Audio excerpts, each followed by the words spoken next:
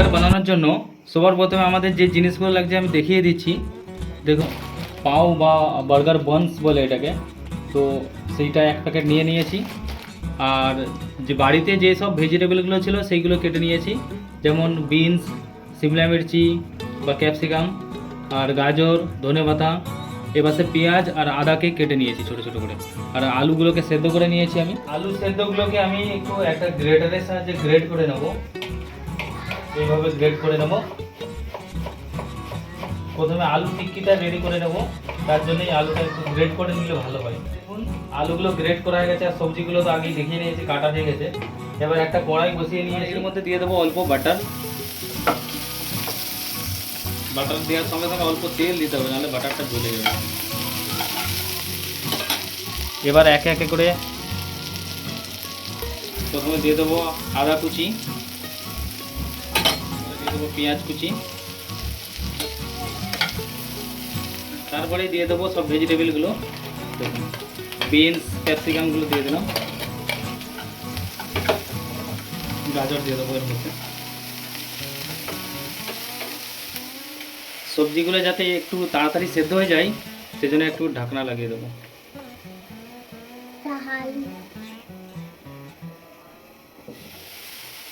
এরপরে মাঝে মাঝে খুলে একটু নাড়াচাড়া করে দেবো, নাহলে সবজিগুলো নিচে লেগে যাবে। এবার এর মধ্যে মশলাগুলো দিয়ে দেবো।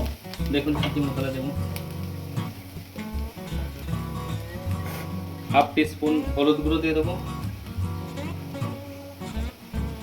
আর যেহেতু বাচ্চা খাবে সেজন্য অল্প লঙ্কার গুঁড়ো।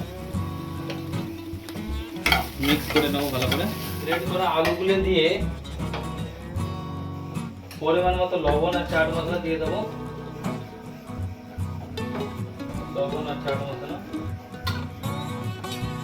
দিয়ে এটাকে ভালো করে মিক্স করে নিতে হবে আলুর সঙ্গে সবজিগুলো। দেখুন কতটা আলুর মধ্যে একটু চিট আসছে। এর মধ্যে অল্প দিয়ে দেবো বিস্কুট গুঁড়ো বা ব্রেড ক্রাম্বস, যেটা আপনাদের কাছে থাকবে, অ্যাভেলেবেল থাকবে, সেটা দিয়ে দেবেন। দিয়ে দিলে কী হবে, এই যে আলু টিক্কিটা আর ফেটে যাবে না তেলের মধ্যে। দিয়ে ভালো করে মিক্স করে নেব। ঢেলে একটু ঠান্ডা করে নেব। আর যতক্ষণ ঠান্ডা হচ্ছে একটা বেটার তৈরি করে নেব। 3 टीस्पून কর্নফ্লাওয়ার, 2 टीस्पून ময়দা আর 1 टीस्पून বেসন নিয়ে নিয়েছি। এবার এর মধ্যে অল্প অল্প জল দিয়ে একটা বেটার তৈরি করে নেব।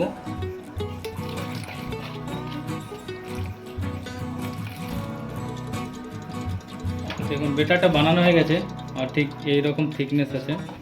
আর আপনারা একেবারে বেশি জল দিয়ে দেবেন না, কম কম জল দেবেন, না হলে একেবারে পাতলা হয়ে যাবে।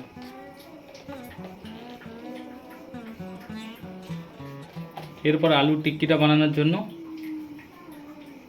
এতটা আমি আলু নিয়ে নেব, মশলা, আলুর মশলা নিয়ে এরকম 2 হাতের মধ্যে, হাতের তালুর মধ্যে একটা গোল বড় টিক্কি বানিয়ে নেব।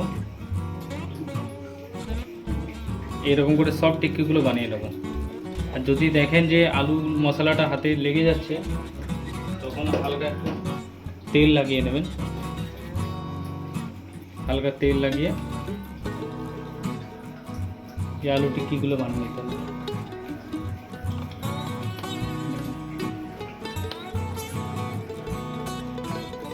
বন্ধুরা, টিক্কিগুলো আমার বানানো হয়ে গেছে। এরপরে কি করতে হবে দেখুন, এরকম করে একবার বেটারে ডুবিয়ে না, ব্রেড ক্রাম্ব বা নেড়ো গুঁড়ো, বিস্কুট গুঁড়ো যা বলতে পারেন, একবার কোটিং করে আর একবার ডুবিয়ে আর একবার কোটিং করে নেবো। 2বার কোটিং করে নিতে হবে, তাহলে দেখুন এই টিক্কিগুলো একদম ক্রিস্পি হবে।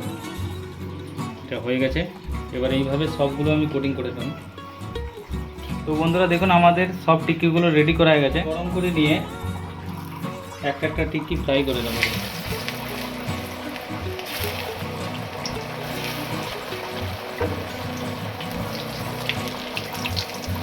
একটু তেলটা ভালো করে গরম করে নিতে হবে, আর মিডিয়াম টু হাই ফ্লেমে এটাকে ফ্রাই করে নিতে হবে। তো দেখুন আমাদের টিক্কিটা একদম গোল্ডেন ব্রাউন কালার হয়ে গেছে। দেখুন এবার টিক্কিগুলো তুলে নিয়ে বাকি টিক্কিগুলো ফ্রাই করে নেব। ক্রিস্পি হয়েছে দেখুন।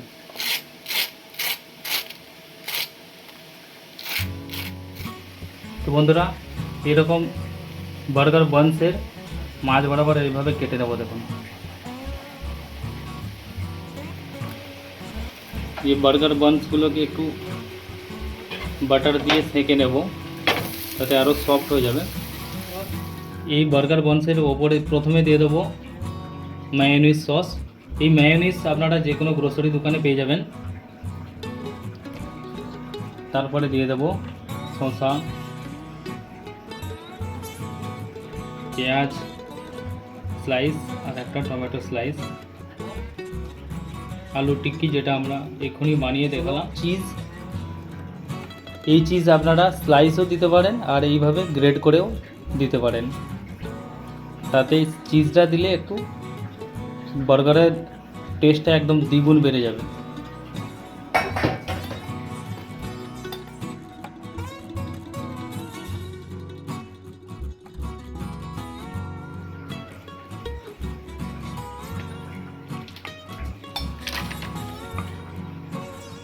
রেসিপিটা ভালো লাগলে পাশে থাকবেন।